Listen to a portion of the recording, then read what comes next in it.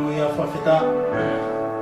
whawheta ke otua e kaunga whanau ko hui koe tak whanau maha o whai o toa ma tautoro rama e ki tau au sia ai e whiaf koe ni ka whai kua paspas whawheta ki he iki ko hui koe ne hana o whakoloa ki tautoro e a koe ni ha awha ofa ha sino mo i lelei ko hui pe ko keresi ofa e otua. Amen. Hallelujah. Amen. Kokoro ki ka mata ki tau programa e agonia ki pe tau ki praise and worship ki otua pe tau tu hoko atu i a koe ni. Hallelujah. Amen. God is good. All the time. God is good. All the time. All the time. God is good. Makalelea si Hova. Mauaipe. Mauaipe. Nelea si Jehova. Amen. Can we give a hand to God for bringing us to another week? Amen. Amen. Amen. Let us worship God today.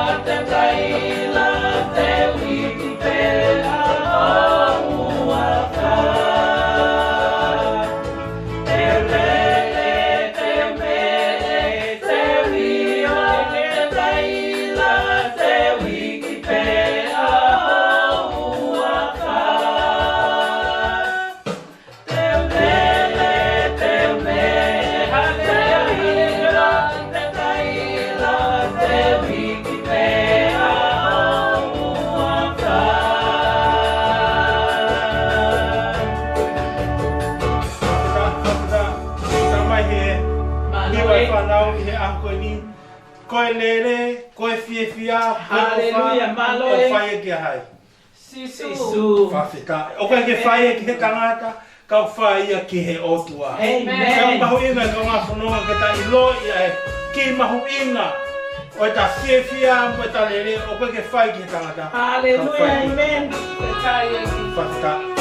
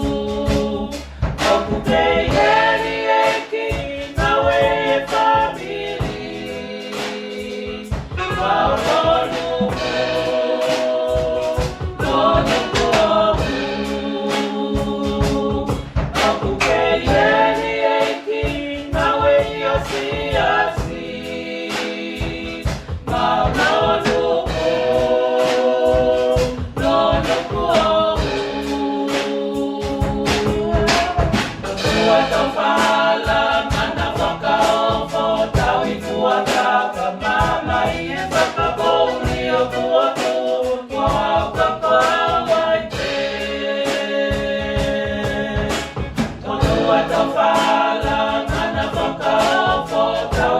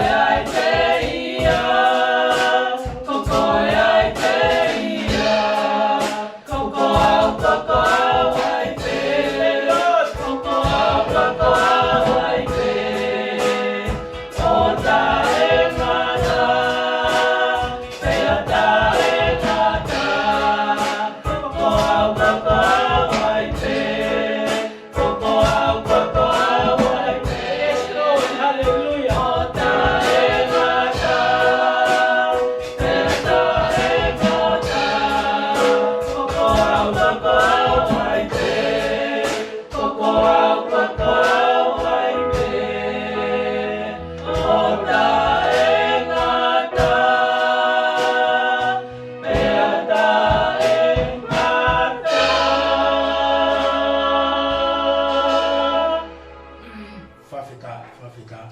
Hallelujah, maloi ki whawhita. Ko koau, koau ai te. Maloi. He is the same. Yesterday, Yes. today, tomorrow, the next day, the next day. Whetai again, Lord. O kita tau ki. Hallelujah, Lord. Tōna umhau I ngā e kaunga whanonga. Ke tau stay in touch ka mo e o Maloi tuha. tai. Because He's a God of today, Hallelujah, tai. tomorrow, Amen. and yesterday. Whatever situation, whatever circumstances you are in, Yes, Lord. He's still there. Whetai again. Tōna umhau e whakaufu I a e o tuha. Maloi, Lord. Whawhita.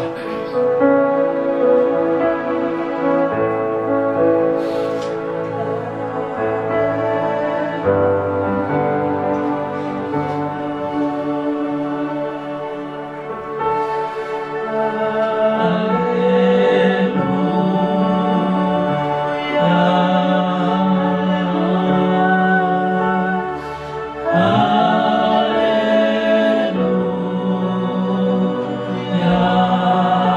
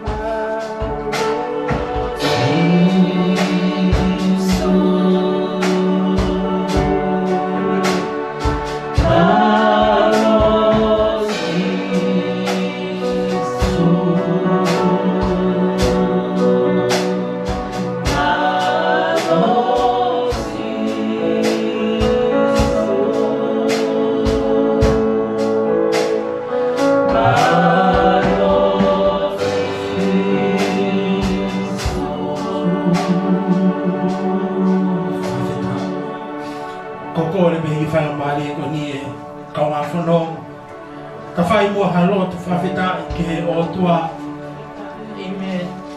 ko hi vai fa nau fa mahino mai he fo a ko ni ai to ta ha ton ki ta worship ai to ta ton ki ta hiki a ko ni o kai ko hatanga ta ka ko o tua ko ya wa ni he tau whanonga, ko ia ne hanga malu I ho mo ui ka ko ia ton ke whakamalo ia I he ngahi a koe ni pokokol ke tāli mai e tau lotu whawhita. Yes, Lord. E kia he tōna hi o tua. Why we worship you like that, oh God. Kei ke nau I nau te horo. Ai ki mahuinga mau whawhita ia o whamalo ia ho whawhanoano. He ke mahu ia whamalo o whawhita. A ho kakai I ngahi akwa I. Ia mahuinga ke maunga hiki a ho whawhanoano. Ia ngahi akwa I. He pami ia ha petsi o hakasi. Ko aktiona. He konanga o meno. Mau e langi langi a ho aktiona when we worship, when we glorify you. E ke mau whaseta mo whamalo a ki o aktiona. He akwa ni. E kune ho mai a ho mauro tō kua hoi. Ko iai a ho aktiona. Pena iai a ho aktiona. Pete ki iai a ho aktiona. Ko ia pao e ho whai e akwa ni. Wherever we are, you will be there because you are God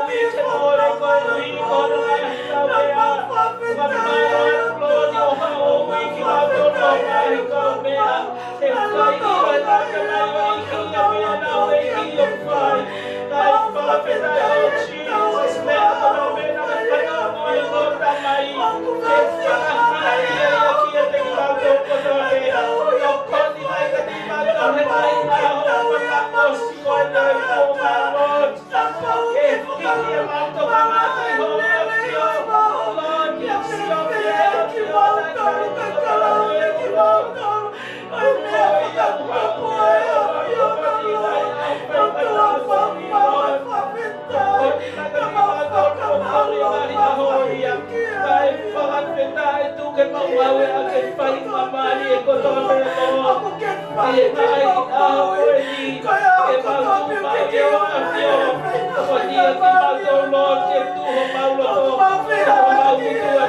living God. Thank you, Lord. It is your will for us, O Lord God Almighty, to give thanks on everything in the mighty name of Jesus.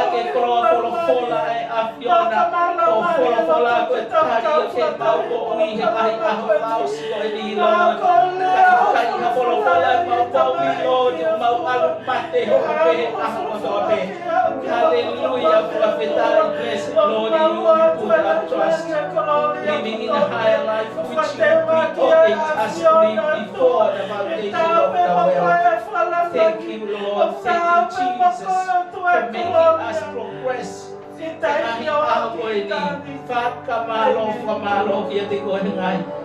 Lere mentapa ko to bembau inasia hinai ako ini kegelan lang iyo ta engata malo abito Lord, thank you, malo abito sisu.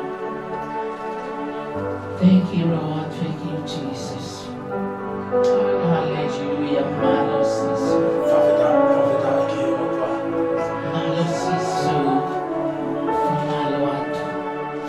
Hallelujah, hallelujah, gloria.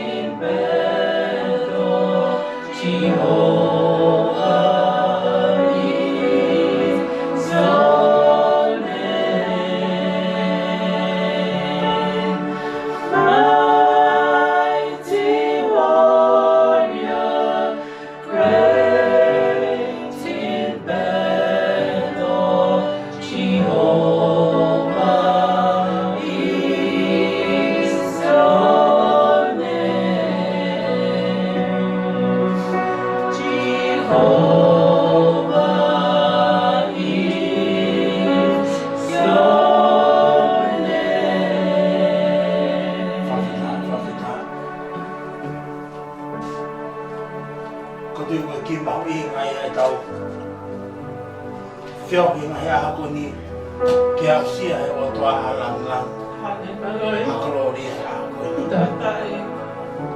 kakai au si hai o tua halang tu ha glory kagito ya au mai tau service fai na Oni ki mawina ki o tua au glory Oni Fakaha hoko wa beni tau Folofola beni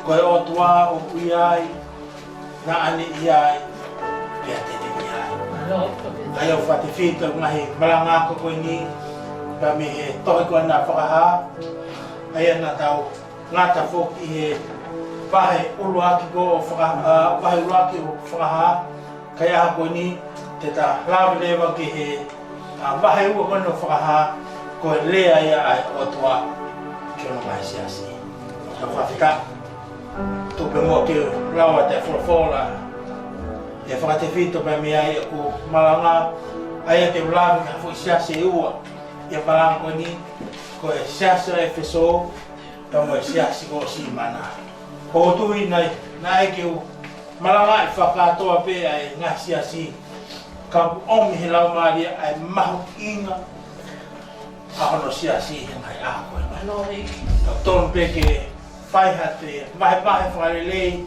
whekawaka mo ongo Siasi ko e Efeso pa mo Simana o kai mea tokanga ngaki ai o tua ai te roki lawe pe ke he Siasi Efeso ia hiri pe ko ia ka toklawe e ke Siasi ko Simana profeta Fakaha he ua besuraki ki ono fitu ko e toki ki angelo e Siasi i Efeso o pehe ko e ni ai Folofola ai tokota ai au ne kuku ai fitu e fitu i ono nima to matau ai au ne haere i he lotolotonga o tunga mama ko la e fitu o ko ilo pe ho ngā we ho whakaongo sia mo kātaki mo kai te ke makataki ai kaukovi mo siga knau tolu o tau kawe ko apostolo a knau tolu kau kai o ke ilo ka ko kotoloi ka ko ke kātaki pe pa ko ke fua kavenga ko hi ko hingoa o kai te ke fiu ka neongo ia ka uiai ha mea o ko ia i kia te koe ko hiki me ho uruaki o wha ko ia ke whamanatu ke mea ko ke hinga mi ai pe whatomara lewa o whai a ngahi ngā aue a ngahi uruaki ngā aue kai ko aru atu eni kia te koe pe te uhiki ho tūma mā mi hono potu o ka pau e kai te ke whatomara ka iai ho mea ko eni hao whehia ia ki ngahi ngā aue a kau Nikolai tani ai a ko whehia ki ai moau ko ia o teri ngā ki ke whawhanongo ki he mea o Folofola a ki he lau maari e ki ngai Siasi ko ia tene i kuna te tuku kia te ia ke kai mihe a kau e mo ui ai a o kutu i he parataisi oi otua. Amen. Fakaha. Ko tuina mo mo tolo koina mo mawe ngahi ako ne kamata me ako uruaki ai hanga he otua whakahino hino i kia te kitau tolu ai whaunga koina e mau e sione ai tohi Fakaha na yanga whewhe eme na whakafo pia mia hai otua kia sisu kia mea sisu hene kau tamayo eki amen Fakaha pako e tunga kau tamayo eki na pau ke nau i he levolo ha whakafoni he lau maria ai otua amen pe tau mai lewa he wakutu i tapu uloa ki ko te aunga koe ai tohi Fakaha ko pau ki te lau pa te whanongo mo tau i ai Folofola ai otua amen pako e tohi Fakaha na whakakawenga e ke hai Siasi pako hafo i whika na pau ke au ke ai Siasi Hau, whika fitu ko Siasi o hau hau I kai mere, o ki kai ile ila, whawhita ki he otua, o kai pia ni hunau, malatu i kuapu nai whai. Ka waha ka veinga, e ki hau ano siasi, ke mau hifo, ke mau haka. whawhita ki he otua. Ko ka veinga ia ai otua, ai e ki ke mau haki hono siasi. Amen. O pepe ka venga ai otua ke au hifo hono siasi ke ta whake taha no. Ko ka venga ai e ki ke mau hake hono siasi. Ko whaamu ai e ki ke ta ane hono siasi. Ka ko mea whi mau he e ki ha siasi o pao i kai mere, i kai ile ila. Pa koe whonga koe e mau ai siasi o pao ko pao ke ne au sia e whika fitu. Amen. Ko fika whakai o tua ia. Ka lawa ke mau ai tunga hauhawa. Pe konga rewa hono wa oku hanga hei o tua whakamahino mai ai te whitoi ngā ue mahu inga i siasi. O hange pe koe mea koe na sio ke ia sione. Amen. Na urua kina roki whanonga sione ki ha leo. Pako hanga mena e hoko he whanonga sione ki he leo. Whawhita. O pehebe taimi o lea mālohi ai e ki I hono siasi. Tēnā hoko o mālohi. Pa tēnā lawa whawhanongo ki he lea ai o tua. Pa koe ngahi mea e whakatafoki ai tangata ke iloia hai. O tua. Whawhita. Tau sio ke he mauinga o siasi. Koe kawe inga siasi ke whakatafoki ai tangata ke nau iloia ai o tua. Ai tuunga maa. Kalau ke nau ilo ya sisu kalais. Haleluya. Pagoi mahui ngai siasi ki he eiki. You have a job to do, church. Ko whenga ki hanga whakatafo ki a tangata ke nau ilo ya sisu kalais. Amen. He koe wheitu koe o wei e tunga mama. Okuha, haere ai ai. Whawhita. Ko whakatai pia, ai haere hau ai lau maria ai o tua I hono siasi. He taimi koe, o whawhanonga e tangata ke he leo ai o tua. Amen. Whawhitai sisu. He koe whaitu koe o biai ai tunga mama ai ki, koe whaitu e haere ai. He lau maria ai o tua. That is the important part. Ke hoko e siasi ko siasi o kakat. I kai ki ngā whewhe. Koe haere whakata ai lau maria ai o tua pamoe tuunga mama. Kalawa ke kau e ka wehinga e siasi. Hallelujah, Lord. Whawheta. Heka me ene ne hanga whakata whoki a sione. Ke sio ki mui kone whawhanongo ki he leo ai o tua. Pehene ta whoko sio ki mui. Na ne whakatoka ngā hatuunga mama. Pamoe whanau tama tangata. Hallelujah. Kanga ko tau e ka venga ai o tua whekawa hono siasi. He mao hono siasi ai whika fitu ko tunga hau. Hallelujah. Kai mehe. Morning. Kalawa ki effective ka productive ai ngau e siasi. Today, ka whawhanongo rewa ki lea sione ki ngā siasi. Whawhita. He ahoni ko whaam ke nofo e ku Folofola he ma siasi koe me ua. E siasi o Efeso, tamo e siasi o Simana. Ta ko kawenga ko he ngā hau e toki mua taha. Ko he ngā hau e toki mua taha. Hallelujah.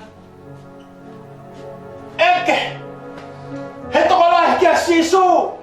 Koe hae, ngau e tuki mua taha. Talangi he otua. Ko pau ke ofa he tangata ki he otua. Ake ko toa hono loto. Ko toa hono atamai. Ko toa hono. Hallelujah. Tau sia e kau ngā whanonga. Ki he lao mahu inga taha. Pe ko te whito I ngau e mahu inga taha ki he otua.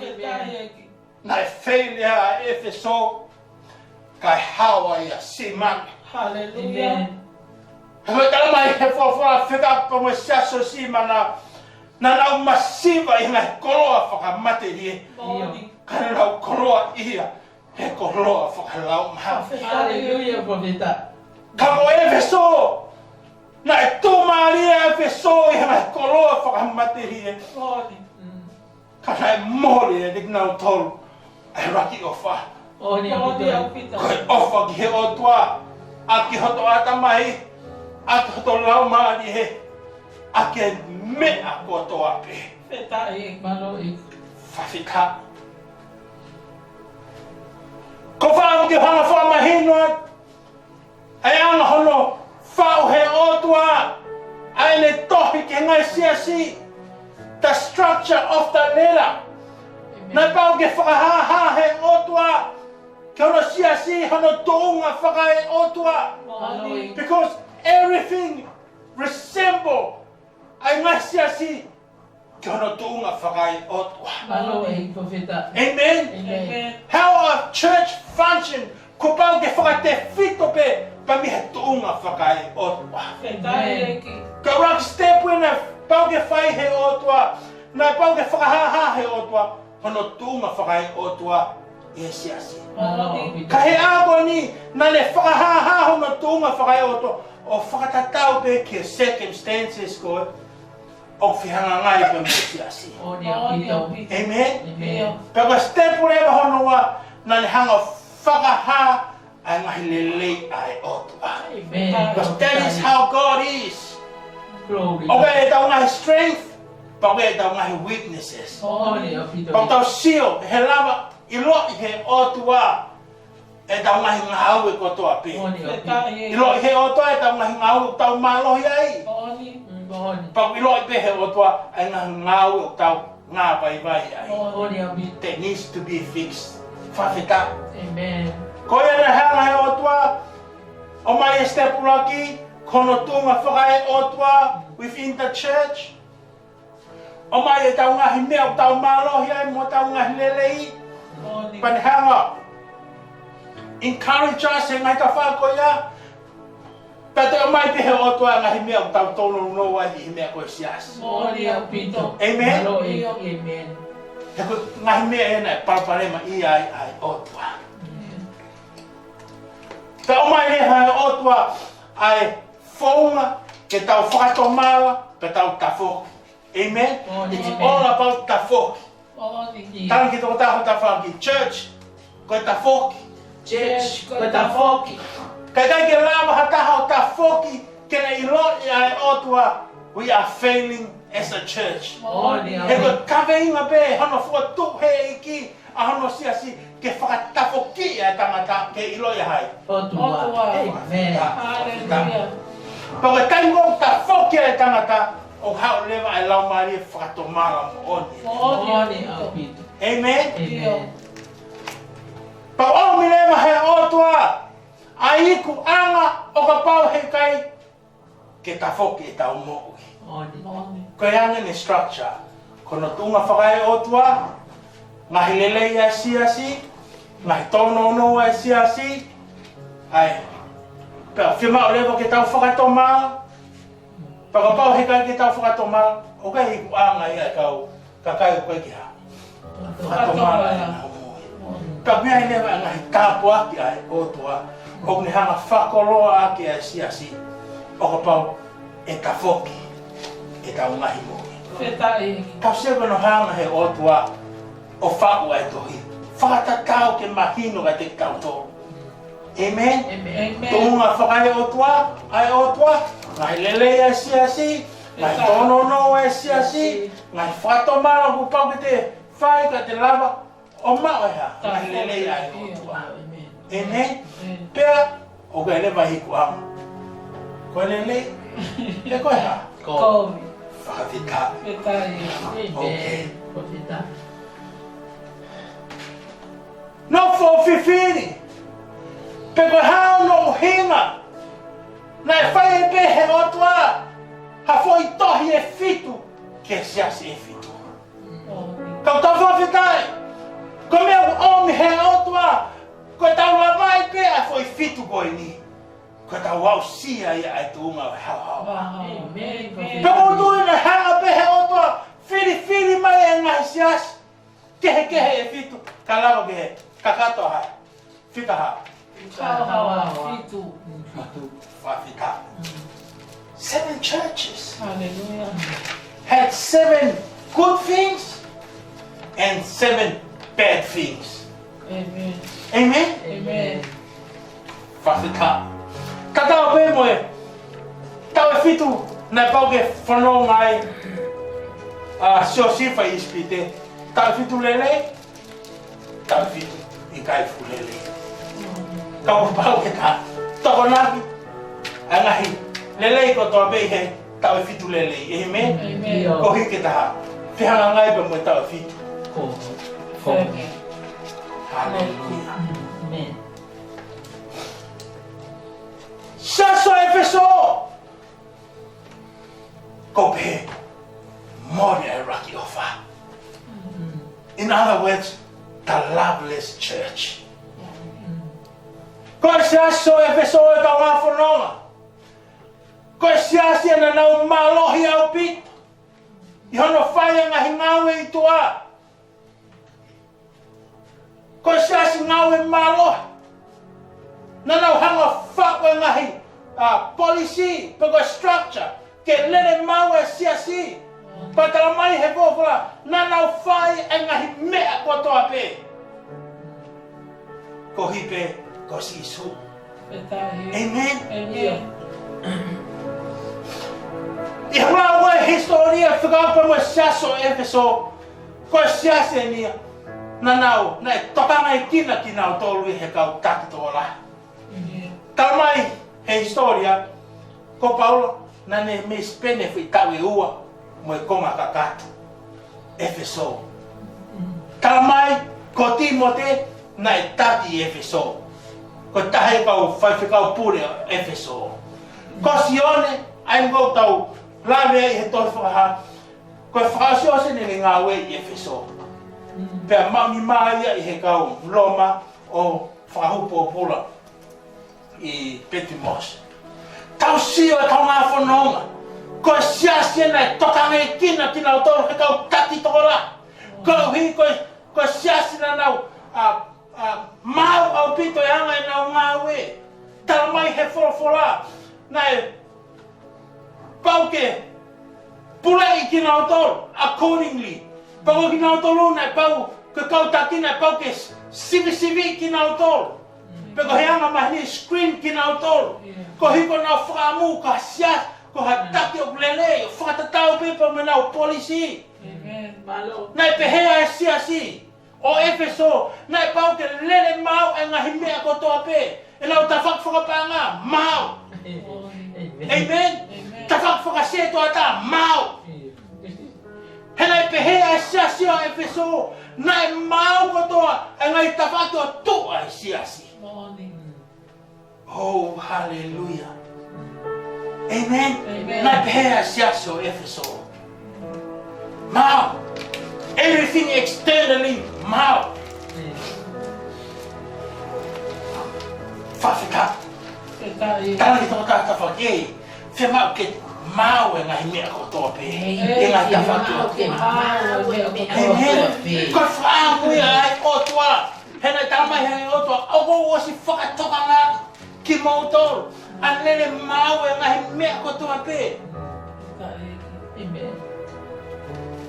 Osi koe ku. No fuka ki saso Efeso. To tamai hei kia. Te whoki mui. Ke kamata ai tohi Efeso. Pau foki pau lau hiwa tohi.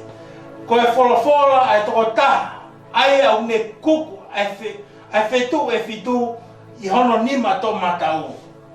Ai au ne haere i he lotorotonga o i tuunga mama o la e whitu. Pea o mi he otua. Kau e mea o wha misi he siastogo la. Ko hi, ko ngao ke whahaha au. I he siasi. Amen. Amen. Taimi lai, tau hanga tau tolo o tukuange ai te whitot mea. Ko hai, ko otua o nge kukeha. Whitu e whitu. Amen. Amen. Ko otua o nge kuke kau tala whikau. Amen. Ko otua ne kuku e kau whaifekau. Amen. Koe otua o ne hanga kuku e kau palofika. Amen. Kupau ke nofo e kau palofika. Peko kau tala whekau ai otua iha nima hai. Otua. Peko nima koe au kuku. Hallelujah. Amen. Peke homongo fua. Hallelujah. Mahina taha. Kupau ke take possession ai otua. Amen. Ene kau ngawi. Glory. That is why o asia filia kon koe kuku. Amen. Amen. Kono inga, hey, o kutape ai noa ia e siasi ai. Koe mea kotoa pe, o fa forward, he kau ngawe ai otua, he kau seraniti ai otua, he kau tafe kau he otua. Kupau ke alatu e me nima ai otua. Amen. Mahino mai, ka pehe he otua, koe tukua pia ke siasi. Pagapau, kuku he otua, mahina, no. Kaya tonu ke ave ke siasi. Ko nga ko ha, ko kau tafe kau opa. Kuku e ni mato mata wa. Hallelujah. Kala ke kau tafe kau ke ngai aku ye. Ko me ko ai na mi he otua. Pe ko me ai me ka kai ke. Amen. He ko ka kai ko e, pe ko tafe kau ko ai otua. Opa. What to pay na mea. O whakata he otua. Kia hangai mea kuku he otua. It means, no, it's not supposed to go to the church. Ngai ahon, ko pehepehepe, anima ka whaiwhekau. Tuku ange noa ia pe, tangai tutuun, whakai haua. Ka tangata siasi. Kau lea mai ai otua he akoni. Hey, o kai kain o kuku, o kai kain o tuatu.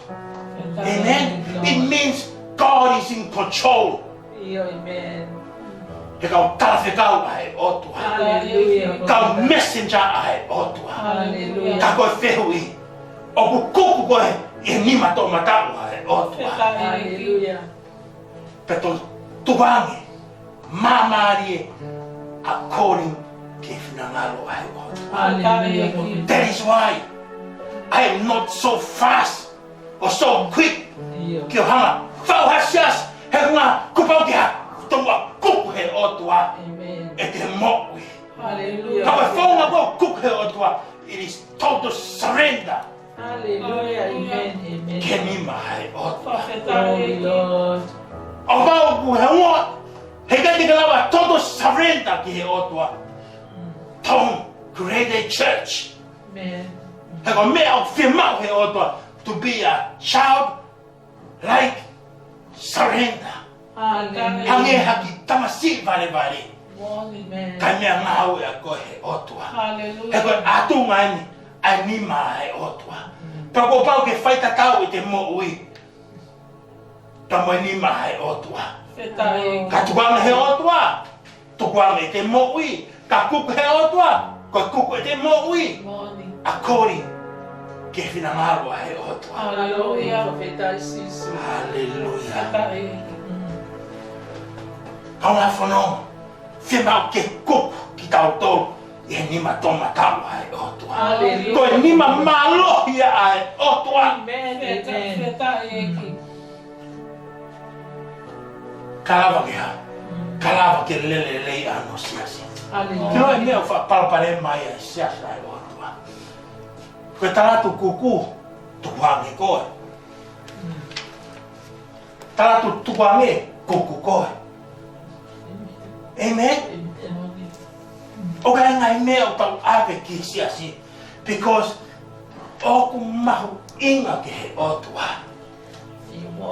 Ke oana ngā vea ahono siasi. Hallelujah. Ka ko mea whimau wa he otua. Ke tuku he te mo'ui i he nima tomata u hai otua. Kai control he otua ho mo'ui. Amen. Pule i he otua ho mo'ui. Ka waha mea kita iau te whai ko te tukulolo kakato. Whakawai mai kakato te mo'ui i he au he otua. Ka rawa ke lelea. Lele ia hono siasi. Amen. Ka tala mai he Folofola. Ka koe mea lewa koko o pae le lewa hai otua e honga e tunga mama. Hallelujah. Ai mau inga.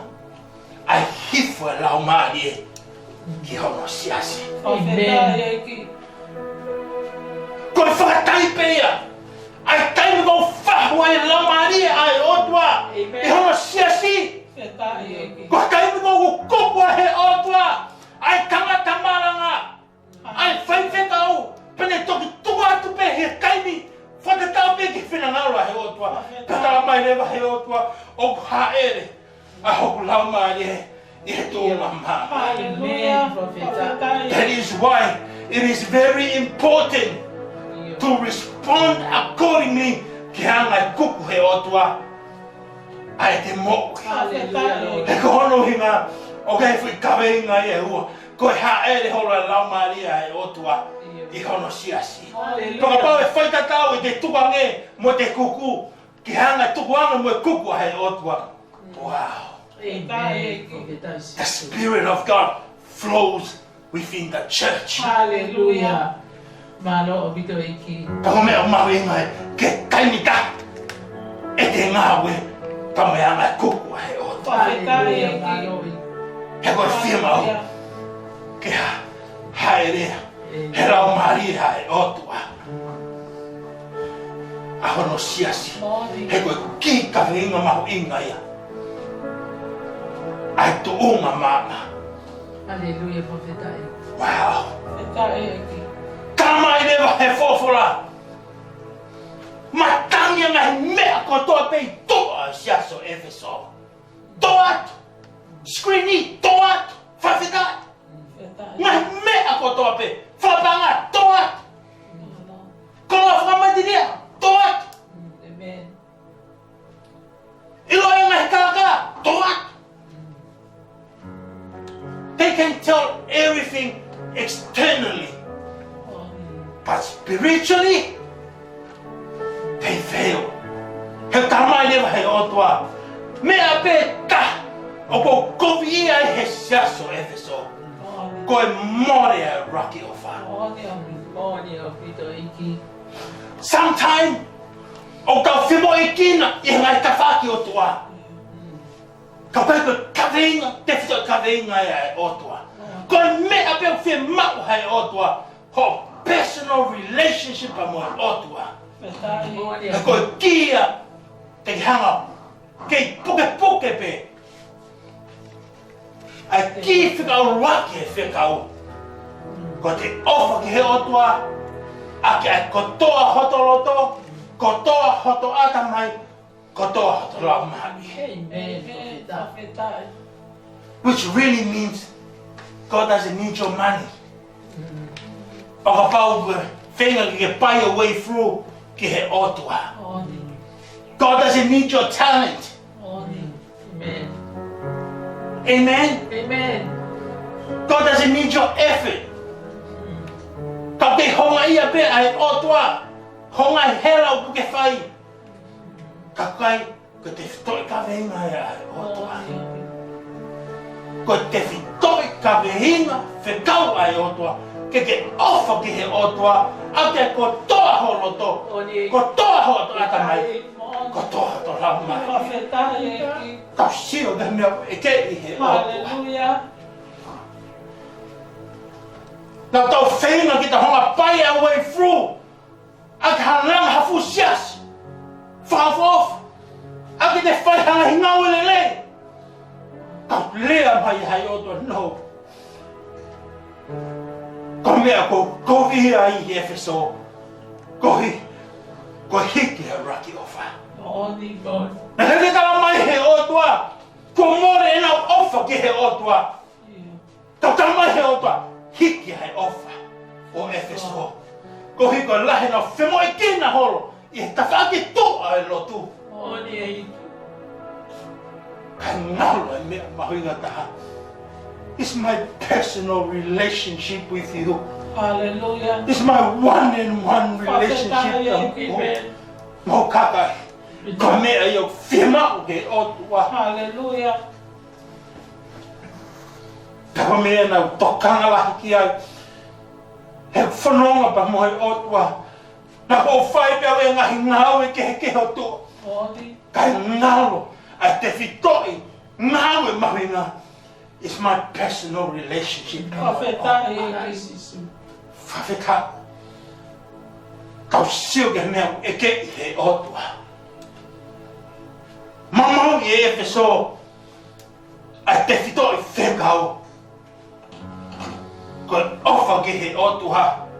Ake ko toa ho tau loto. Ko toa ho tau lau maari. Ko toa ho tau atamai. Ka tau mai ni hewa he otua. Efeso. Mo whato mau. Whima. Ke hanga whawhanga mana. Kia te koe. Ai ngahi mea. O po ke hinga ai. Kia ke whoki. Ki he raki ngā ue. Koe pawha ki he otua. Ake ko toa ho tau loto. Ake ko toa ho tau atamai. Ake ko toa ho tau lau mai. Koe ki mahu inga pia ki he otua. Koe te one-on-one relationship. He wiloi he otua. O pau e nofo ma. A hau siasi ake raki ofa. Tena ulele ake ofa whakai otua. Kelo mea uke ke te. Tafo ke a tangata ki hinga siasi ngai aho koni. No love. Na ulea mai pehe Folofola. Ka mori a ofa. Ko hano hinga. Ko hi. Ko hiki a raki ofa ia. O whai he kawenga. O whai he tūnga he siasi. O whai he ngakanga he siasi. O whai he paanga. O whai he whalilotu. Kai tuku he ki mawenga taha. Koe te ofa ki he otua. Ake kotoa hoto loto. Ake kotoa hoto laumari. Ake kotoa hoto Ka koe mea whakaloroma taha. Kai whakato mara I te he mo'ui. Kara mai he Folofola. E hanga he otua e. O to'o hono tūnga mahama. Ka mea Efeso. Te koe whiwi. Hanga whiwhi. Hamau. He siaso Efeso. Hanga hi mahama whakalau maari. O pawe to'o he otua hono tūnga mahama. I ka e koe whanonga whakapopo uri pe hono siasi. Te koe taimu whanonga whakapopo uri e siasa e otua. Palparema. Palparema. Mawahe. Maiwae. Palparema. Koe mga koe ha. Koe whanonga whakapopo uri e siasa e otua. Lahi ange toka ngā ia, ke ngahi koloa whakamate rie. Lahi ange toka ngā ia, ke ngahi whawanga siasi. Lahi ange toka ngā ia, ke ngahi futuunga siasi. Lahi ange toka ngā ia, ke ngahi kawenga siasi. Lahi ange toka ngā ia, ke ngahi langa siasi. Kai mōre hei mea mauhinga taha. Ko tūnga mahama hei hotua. Ko hui taramai he hotua. I will take my tūnga mama. Poke lo, ko mea be haere ai he otua. Ai siasi, ko ke iai he tūnga mama. He taramai he Folofola, honga he tūnga mama. My spirit flows within the church. Poke lo tope. Otua. O pati ka hama ko toa he tūnga mama me Efeso. What do we have? Your spirit no longer drives the church, strengthen the church. Hallelujah. Pero me yo no fotokanga ke ako ni na go folo no to he o to ai de tunga mama me na siasi. Ko hinga ta femo e kina be hai me ai to a siasi. Kai to ko me ma hinga ta. Ko te hanga puki ai raki ofa. Pe no fo te mo ui I raki ofa. Fetae. He koe mome ni te pea hiki a raki ofa. Tara mai he otua. I am coming to take. Ai tunga mama. Pemi e siasi. Oni. Pea ko tui e ka wafono. Ko mea buhoko e mai ako e ni. Ke ngā siasi ai eki.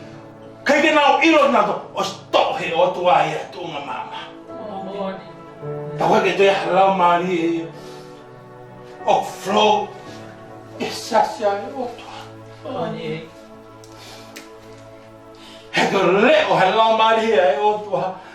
Nani hanga whata whoki ai mohi a sione. Fetae ki. Kene ilo ia e otua. Oni.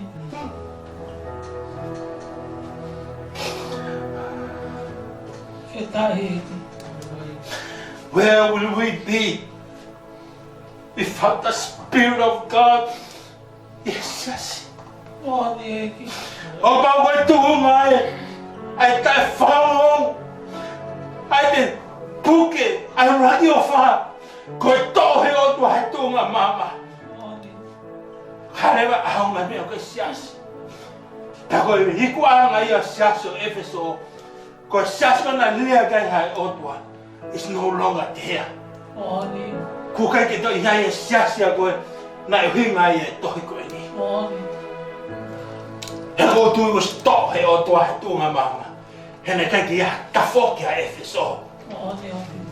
Ke na hui lo ia he o tua. Whawhika. Tau aroha ki siasi o Simana. Wow. No fobe o lau. Whika o pa me siasi ko ni. Ka to oa pe hau lau mai. Fetae ki. Kamai he Folofola. Whika o pa me siasi o Simana. Ko siasi ni au masiu.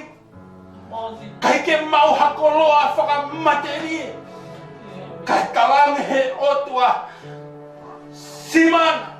Ogo I lo e ngahi mama. O mo fohua. Oni. Ka mau I lo e ngahi masiva.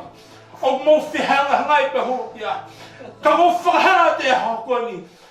Ka mo koloa I whakalau mahari. Fetae. Asiaso Simana. Fetae. Which mean ka te au. Ko siasen nana hanga puke. Ai raki ofa. Despite angai palparema ke. Fetae ki. Nai whihanga ngai pe mo siaso Simana. Oni au pito. Pero mea nai omi he otua. Kilo e siasi koe au na hanga puke e raki ofa. Ko siasi e o whiala he whiri. Oni au pito. E se tani a siasi ko ia. I he konga whakaosi. Oni. O pehe anga siasi koe au na maunga nofo. Ke lau maari ai otua. Ka nau whama e nau mo ui ke raki ofa.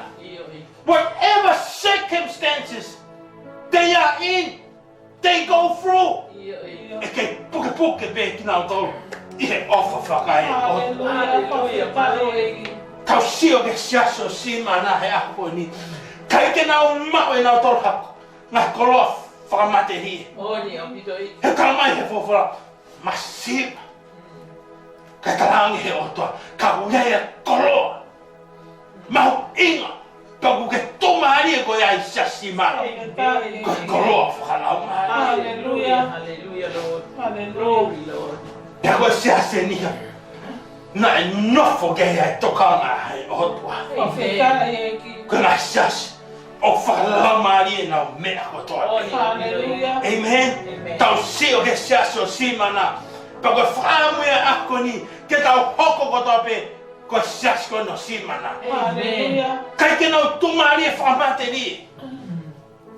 Pa tala mai he Folofola. Nai kai ke paraparema. Whakai siasi na tori loto.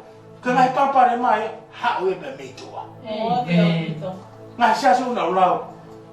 Koe kau siu ki nau toro. Amen. Tau ino pewhanga na tula whakai siu. They think ko ki nau tolu ia. Ai kau loto mo oni. Amen. Pa koe ngai siasi ia. Lele kau nau ngai ka whake o tua. Pena tu no na to o si ora ke ngai Siasi o Simana. Ka tau sio. Ke otwa. Kalang he otwa. O te ke no fo to kang. Ke na la ko ka siu ki na to. Ko ka no to mo ni ki na to. He ko siu aku no hangina to ko ka sina ko ke go setane. Ka siu ke he poto whakai o toa. Ele iloi ai Siasi Simana ko Siasi masima. Ka me na ke te tokanga ke he o toa. Ko e koloa na nofa he o toa tokanga o siofia ke Siasi Simana. Ko mai fu koloa fa lau Maria. Hallelujah. Which means to me ke nofa he o toa. O tokanga puka hai ku mea mao. Beko hanga fu koloa fa materia mao. Mea beo tokanga ge ya he. Vai koloa fa la Maria. O no foi loto. Amen, Lord. He ko ha ku mea mao. Vai koloa fa materia. That is why I abide ke la koloa fa la Maria. Hallelujah. Hewa mea hia, e whakatanga ia I he otwa e mo.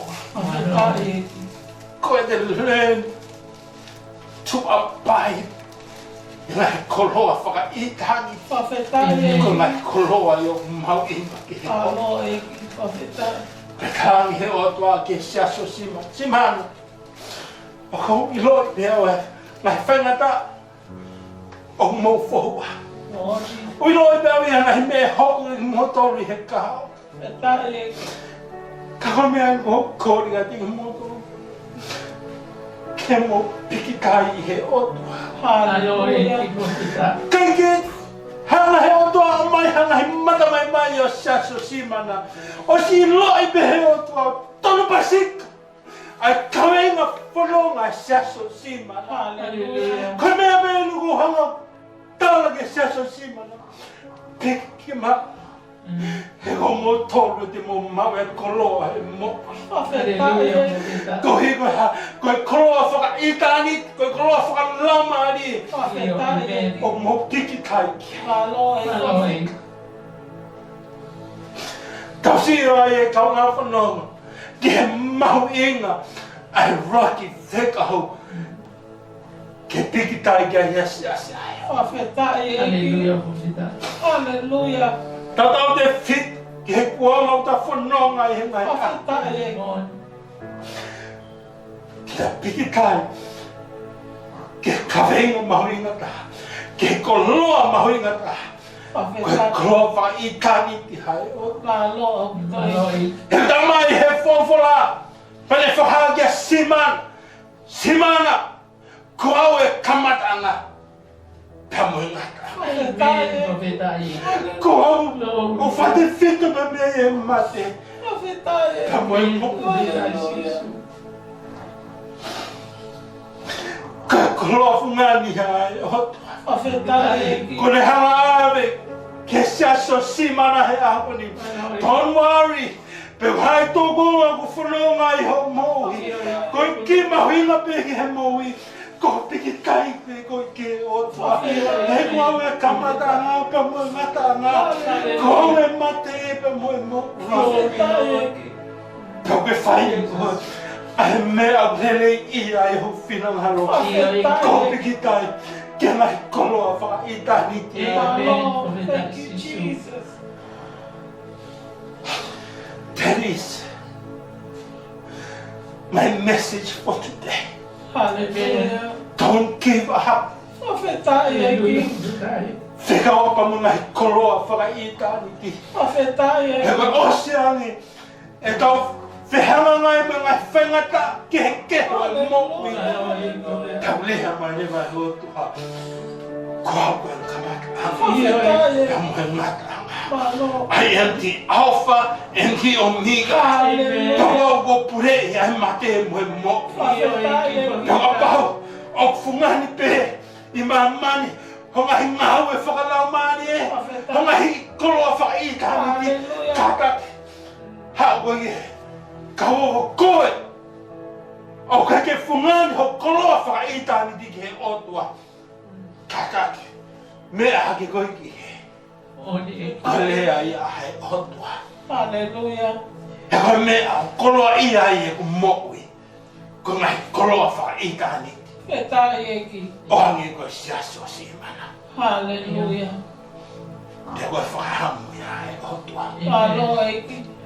Kauna whanonga. O i lo i e otua. Ho ngai ngā haui ko toa pia ko whaita. Ko me ana lea kia ia e otua ki hongo Siasi ko ini. I know everything. Ko i lo i ngai mea whakamate ni e. Ka ko i lo i ngai mea whakalau maha. Ka ko e fua e anga i tau ngā we. E kei ke whaia kia sio a tangata. E whaia kia kusio. E ko kamata anga. Ko pure e mate. Kama e mopoi. Praise God. Thank you, Lord. Hallelujah. Ka ko ia pore taki e ahua. Hallelujah. Ke tau nofu. O aku e tau mo ui. Ngai mea au whihanga ngai pa mo ngai. O Siasi ko ni kalawa kia. Prepare ourselves. Ke ta whai ai raki whikau koea. O whaki he o toa. Ake kotoa ho lau maari e. Kotoa ho toa ta ngai. O kotoa ke mo ui. Amen. Amen. Ta whai mo hata lotu ke he o toa. Ko tui koe. Lea ina he o toa whikapa mo o Siasi ko ni. Ko hipe ko koe pe mua ui. Ko whē mea nofo kia e ta whamama whahe a koe ni. Ko mea mau inga ia ke he o toa. Pe ko mea ia e ilo ia te ke hipu ke he mo ui. Pe koe mate kai ngata. That choice is yours. Kau lea ai o toa ke he Siasi o Efeso. Efeso. Ta foki. O whai e rak ngā we. Koe ha. Ofa ke he o toa. O kui kai koe pāanga. O kui kai koe lakanga. O kui kai koe ngahi tuunga. O kui kai koe Malanga i Siasi. It's about me. My relationship with you. Whai ki hata lotu ke he o toa. Pako kore te tāni mai ta lotu. Tua mawhamano ia e ioi. Ka Folofola ku ke mao.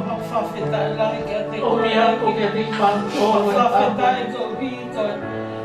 Mau loa ia e Folofola waki o ke hanga. Ke hanga mea i o maula maari e. Whawhongi tama eiki ko ni Lord. O hi Ke whaia ke whawhanga mahala maari e.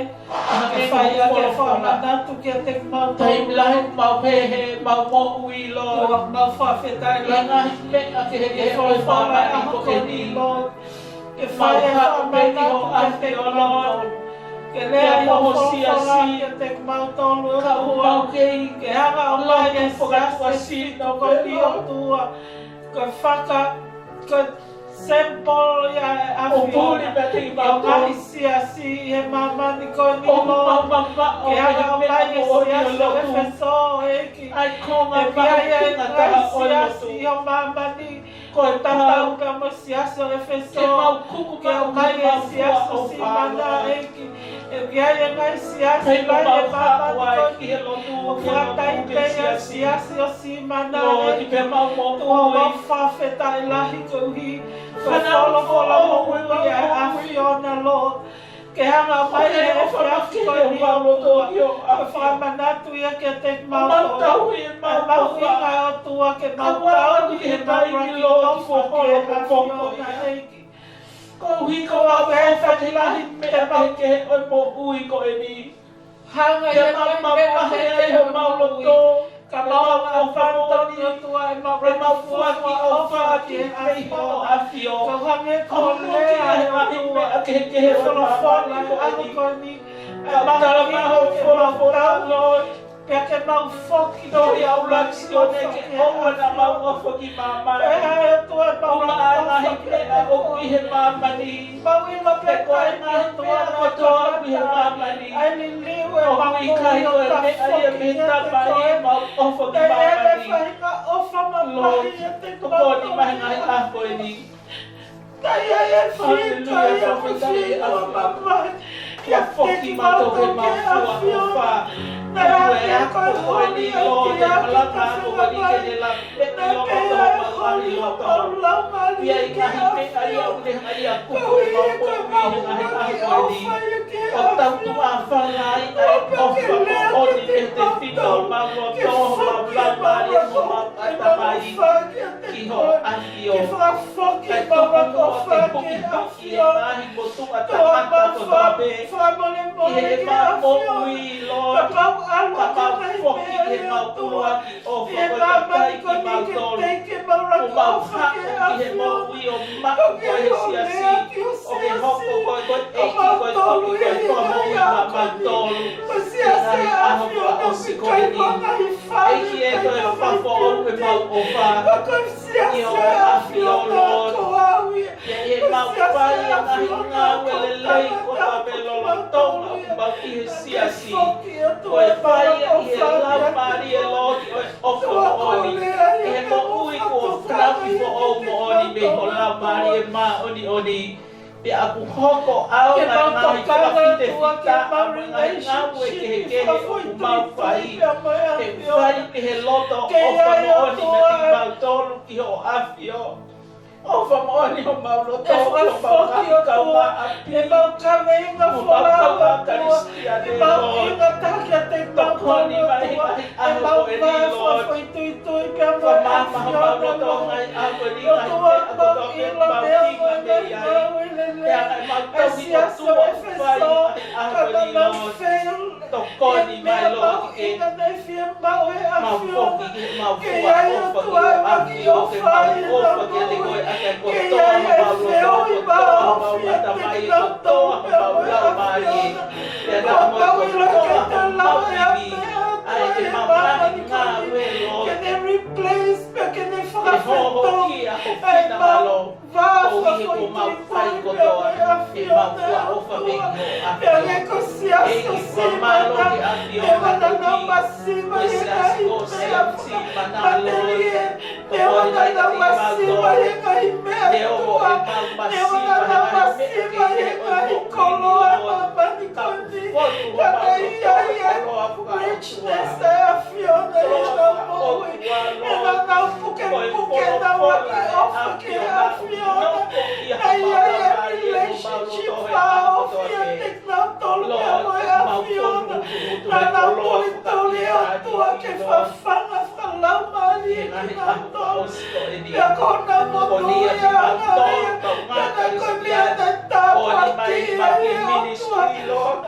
Siasi koni Simana, tua mau hanga que te coi mai au koni Lord, koni akelea que te matou mai au koni, teu mau tanga tua hangai kuanga fai matai koke ke hama pole e mau inga ke mau foki ke mau raki o wha, e mau inga tua ke mau fai ke mea wha aku ke Hallelujah, que mau ofa que te koe a que a kotoa mau loto, a kotoa mau atamai, a kotoa mau lamari, que whafoki e mau mea kotoa peke a fiona, que whafoki o mau loto que a te koe, que whafoki e mau moui que a fiona, e nea e mau nofo i kuonga koe ni o whaingatau, ka pokoe ai ka matanga ka moinga tanga,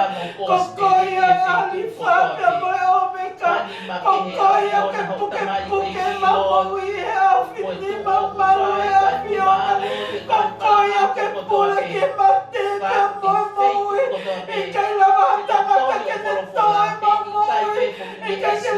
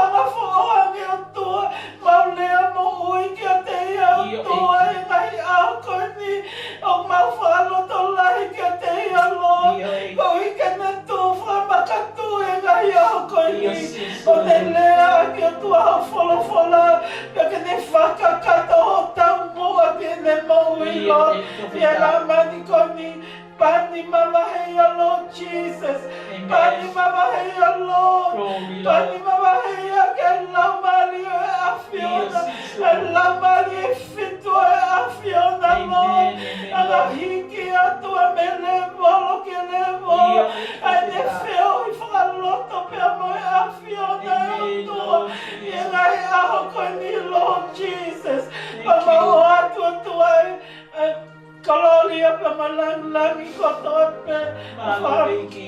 Pagkalaw niya kiya ay afiona tape mo ko. Ay kalolia pa malang-langi itay niyo kita ni. Amen. Amen. Kafita. Kama umafamalo at afiona. Kung lea ko fai ka tingma to ngay ako. Hallelujah, Lord. Whikawa pa mo mau mo ui pa mo kau tara whikawa wa whikawa to mahino he ako ni ko kau tara whikawa o ko kuku he ni ma to mata ha mahino de mau dol ko effective e mau ngau he ko pau ke mau he ni ma to mata ko effective e mau ngau he ko mau whakangahongo ke lau maari ai o he wai e taimi ke kuku e ho awhiona e mau moui ko whakaha e maru i ho awhiona e moui ho kau whai whekau moui ho kau taha whekau ko hinga e kuku e ho awhiona e lau moui taria na lawe ha whahinga mea he ngā ui aho. Io e kofita sisu. Pero hinga ta he kuku he ako ni ko whakapai mai mo oni he mau mo ui. Io e I he nima tō mataku aho a. malo e Whamahino, ko au sisu, ko au yo ko hanga whakalele hai ngā ui. Io e You are just my messenger. Amen. Pero hinga hia ko hanga kuku ko he nima tō matau. Ko nima mā lohi a o. Thank you, Jesus. But release ko he taimu tonge release. Hallelujah. Deo kuku ko he taimu tonge kuku. Hallelujah, Lord. Ko whamahino. My love for you. Io e kofita. Kau taki. Kau talawe kau. He kona winga ko ki whikau raki. Ko te piki tai ke raki ofa. Malo e kofita He sisu. ko mea nau hanga whaki ki he mamani ko ni. Ko he ofa whakae o Io tua. e kofita sisu. Ko he raki ofa ia. E ko mo uia ki mo tō. He rawa ki hunga tukuangi e tuunga. Karoni kau hipo pekia I he kolosi. Io e It's because of love. malo e kofita. Pero he mahu I ngai. E ku kuku kuku. Au mo mo ui. Io e Aka ni mato matako. sisu modeta. Whawhetai o tua. O hanga o whai ki mau dol he ako. O reke ki hanga tuanga noa e mau mo ui. Hallelujah. Ka ke hanga kuku kuku mai. E mau mo ui. Malo e O hao mai ke ako. Hallelujah. A mau sio ko topa mau wakai ko tō ki hai. io e And we say, wow, Hallelujah. I am protected. Hallelujah. kofita sisu. Ko e hao be mau mo ui. Mātua hea ngai kuku aho. Io e kofita Lord. Ka ke lea ka ting mau tōro he ako ni mau nofo e rangi o wha. Kofita sisu. He ko I hiku anga ho mau nofo e rangi o wha. Ko ko wau sia e mo ohi. Amen, Lord. O hange ko whakolo. Ko ke hanga whakai nasia kia Simana he ako. Io e kofita sisu. Simana! Piki kai pe kia te au. Io e kofita. He mei e tofi a whakalau maari e ia. Te whanga whakoroa pa whakainasia ki mo tōru. Amen. Kofita. Ko hiko mo piki kai ke me au mo oni. Malo sisu. Bless you, Paka Lord. taha whai blessing mo he te au a whihona. Ko ke hanga whakoroa ke seso Simana. He ka te mo fōa ai mate a maua. Io e kofita sisu. Ko hiko mo piki tai kia te au. Hallelujah, Lord Jesus. Ko hiko mo puki puki a raki o wha o whai aki o mo. Io e kofita. He koe ka kano i e ko mo. It's my first love. Io e kofita. Koe ofa ki he o atua. A ke kotoa ho mauloto. Io A ke kotoa ho mau atamai. Io A ke kotoa ho Hallelujah.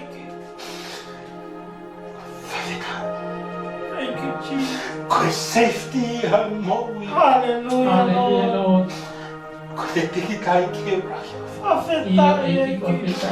Ma whamaro a te hanga whatokanga o a whiona. Whai ki o ngai siasi e a koe ni. Ka hiki hao mai ke mau piki kai ke nge se mo i. Io e Ka ke lea mai ka ki mau tō piki kai ke o. Hallelujah. Ka raki ho whai. Io sisu. Ka koe o whai e toranga taha i ho. Io e Ka whamaro a te o tua. Ka kai ki te tūno hai ki mau tōro e raki siasi. Io e Ka ke nofo pe o wei he mau mo uhi. Whawhai e mau mo uhi. Ke mau piki tai ke mea o mai. Ka kou a. Ka Hallelujah. whamaro a te he Folofola ka hanga whakoroa ki mau tō. E ki tū ke hoko e ka whawhetong ke mau ngai mo uhi. He kōni kōni. Ka lawa ke mau wau sia. A tā ofa ho a whiona. Whai ke te mau tō me ngai ako ni. Heka ke mawausia e tunga he mate. Moni. Ka mawausia. Ai mo uita e ngata. Whawhetai e Whati ki. fito ke mea te koe. Maloi. He kokoe a kamataanga, kokoe a mataanga. Whawhetai e ki. Kokoe e mate, kokoe pe a mo. Hallelujah, Lord. Amen. Whawhetai sis. Thank you, Lord. Halo, sis. Mahawhafoke nga hilang lang ko to bea. Hilang lang iya bea. Wawhasisu kalais ka o mawhamu ui. Amen. Amen, amen. Whawhetai e ki. Thank you, Jesus. My Lord, Daddy. Whawhetai.